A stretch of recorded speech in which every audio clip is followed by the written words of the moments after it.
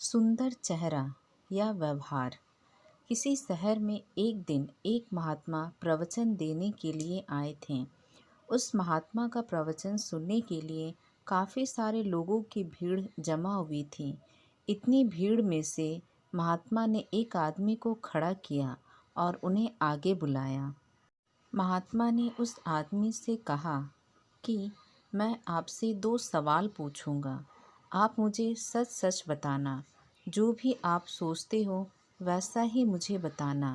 उस आदमी ने कहा, जी महाराज, मैं आपको सच ही बताऊंगा।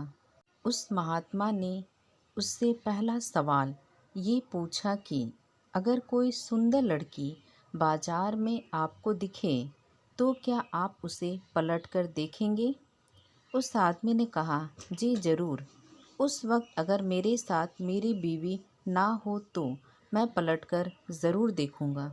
उस आदमी का ये जवाब सुनकर प्रवचन में हाजिर पब्लिक हंसने लगती है।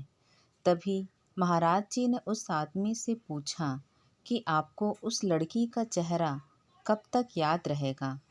उस आदमी ने कहा, मुझे वो चेहरा तब तक याद रहेगा जब तक मैं उससे सुंदर लड़की ना देख लूं। उस आदमी का ये जवाब सुनकर वहाँ हाजिर लोग फिर से हंसने लगते हैं। फिर वो व्यक्ति बाद में बोलता है कि ज़्यादा से ज़्यादा मुझे वो लड़की 2 या 3 दिन तक याद रहेगी।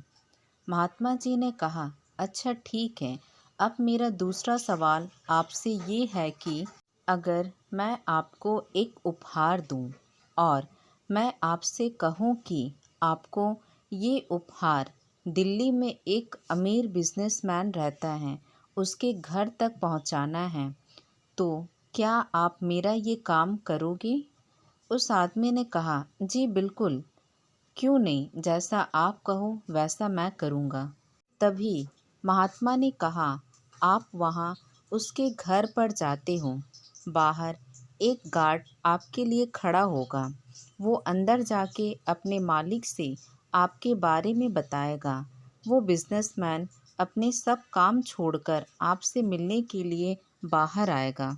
इतना ही नहीं, वो बाहर आकर आपसे उपहार लेके आपको अंदर आने के लिए कहता है और आपके मना करने के बावजूद भी वो आपको अपने घर में लेकर ही जाता है। फिर वो बिजनेसमैन आपसे खाना खाने के लिए आग्रह करता है।